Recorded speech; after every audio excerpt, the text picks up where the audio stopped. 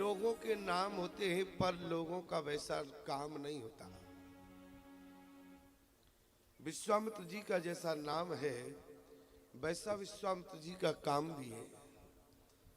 एक व्यक्ति हमारे पास आया, उसके साथ में एक व्यक्ति और था। प्रणाम किया, हमने आशीर्वाद दिया। हमने कहा भैया ये तुम्हारे साथ कौन है? बोले स्वामी जी इनका नाम पृथ्वीपति है। और जैसे ही हमने पृथ्वीपति सुना प्यारे तो हम उतर कर सिंहासन से खड़े हो गए। अरे बोले स्वामी जी आप खड़े क्यों हो गए? हमने कहा तुम्हारा नाम पृथ्वीपति है। अरे जिस पृथ्वी का पति सामने खड़ा हो तो उठकर तो खड़े हो जाना चाहिए। अरे बोले बगल वाला बोला बोले स्वामी जी इनका नाम है पृथ्वीपति, लेकिन इनके जीवन में 1 एकड़ भी जमीन नहीं बची। क्यों? बोले सारी जमीन जो है जुआ सट्टे में हार गए। ध्यान देना प्यारे, जैसा नाम था वैसा काम नहीं है।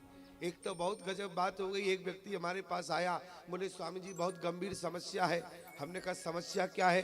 बोले आज ही हमारे घर में 2 जुड़वा बेटों के जन्म हो गए। हमने कहा समस्या है कि लड़ुआ बटवाओ भैया। अरे तुम्हारे यहाँ 2 जुड़वा बच्चों के जन्म हो गए। अरे बोले स्वामी जी वो तो ठीक है लेकिन समझ, और आप संत हैं, आप भारत में अनेक जगह जाते हैं, इसलिए इनके नाम यदि पहले वाले बेटों के अनुरूप हो जाएं तो ठीक रहेगा। हमने कहा तो पहले वाले बेटों को जरा नाम बताओ क्या है? बोले पहले वाले बेटों के नाम है, पहले बेटे 3 हैं और जिसमें पहले बेटे का नाम है बोले विष्णुधर। हमने कहा ये तो बहुत अच्छा नाम है। और बोले दूसरे वाले का नाम है धरणीधर। हमने कहा ये भी बहुत अच्छा है। बोले तीसरे का है भुजंगधर। हमने कहा ये थोड़ा कठिन हो गया। क्यों प्यारे? भुजंगधर। बोले अब हम चाहते हैं ऐसे ही नाम यदि 2 बेटों के मिल जाए। तो हमने कहा बेटा एक का नाम रख लो इधर और दूसरे का रख लो उधर। अरे जब तुम्हें ऐसे ही नाम रखने हैं जिन नाम का कोई तात्पर्य ना हो, अरे जरा विचार करना। विश्वामित्र जी कौन है? विश्वामित्र महामुनि ज्ञानी, विश्वामित्र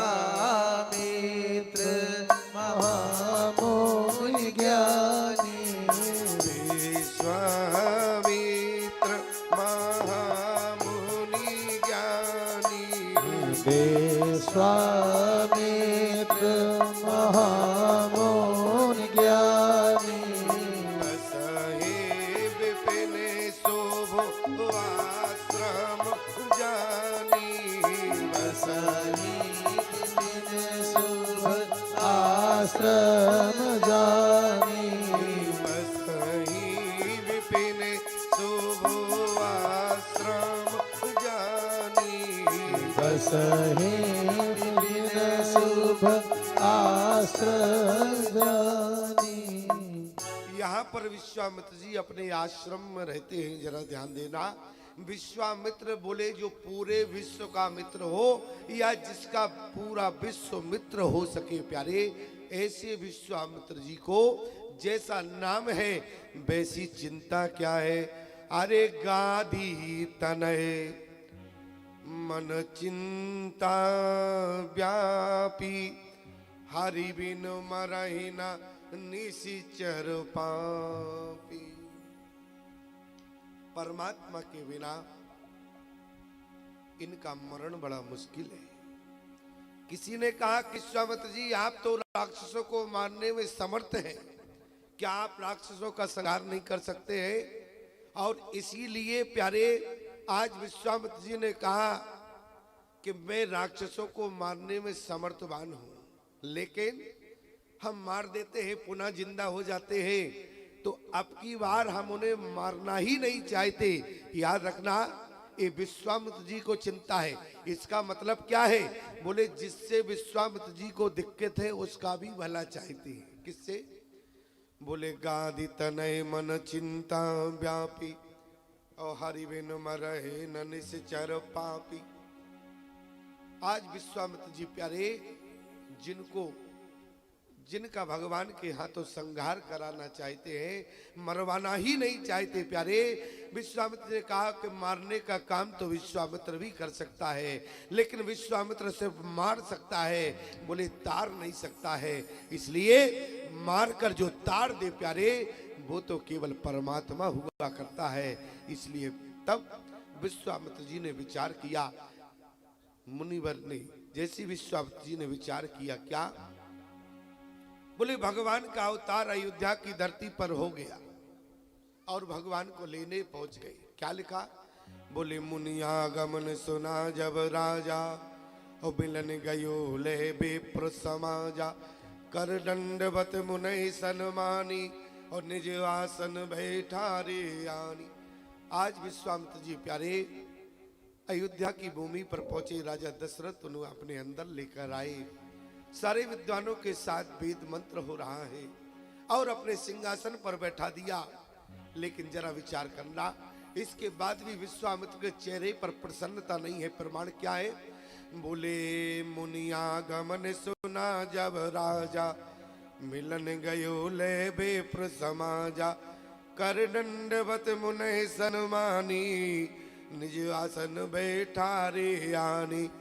और इतना ही नहीं, चरण पकार कीन अति पूजा, मुसम आज दंड नहीं दूजा। इसके बाद भी विश्वामित्र जी प्रसन्न नहीं है। कारण क्या है? क्यों विश्वामित्र के चेहरे पर प्रसन्नता क्यों नहीं है? विचार करना प्यारे। बोले विश्वामित्र जी महात्मा अपने आश्रम से चले हैं पैदल, और मानो कि अयोध्या तक आने में उनको 3 दिन लग गए। राजा दशरथ ने सब कुछ किया, चरण धोए, आरती बंदन सब कुछ किया। मान लो हम चित्रकूट से आपके यहाँ पैदल आवे और 3-4 दिन रास्ते में लग जाए, और आपके यहाँ आवे, आप चरण धो, आरती अर्चन बंदन करो, अच्छे आसन पर बैठा लो, तो ईमानदारी से बताओ चेहरे पर प्रसन्नता आएगी? क्यों? विश्वामित्र जी 3 दिन से अपने आश्रम से चले हैं, 3 दिन के भूखे हैं, पेट में तो चूहा दौड़ रहे हैं, तो ईमानदारी से बताओ चेहरा प्रसन्न होगा क्या? नहीं होगा। और लेकिन जिस समय बोले विविध भांति भोजन करवावा, और मुनिवर हृदय हरसवती पावा, यहाँ विश्वामित्र के चेहरे पर प्रसन्नता। यहाँ प्यारे चक्रवर्ती सम्राट राजा दशरथ ने को इस बात की चिंता हो रही है कि विश्वामित्र जी कभी नहीं आए। विश्वामित्र जी जब जब रघुकुल में आए, बोले कब? बोले जब राजा हरिश्चंद्र हुए हैं, जिनके नाम में चंद्र लगा था, अब रामचंद्र हुए हैं, लगता है कोई राम के ऊपर मुसीबत आने वाली है। विश्वामित्र जी सब समझ गए कि राजा क्या सोच रहे हैं।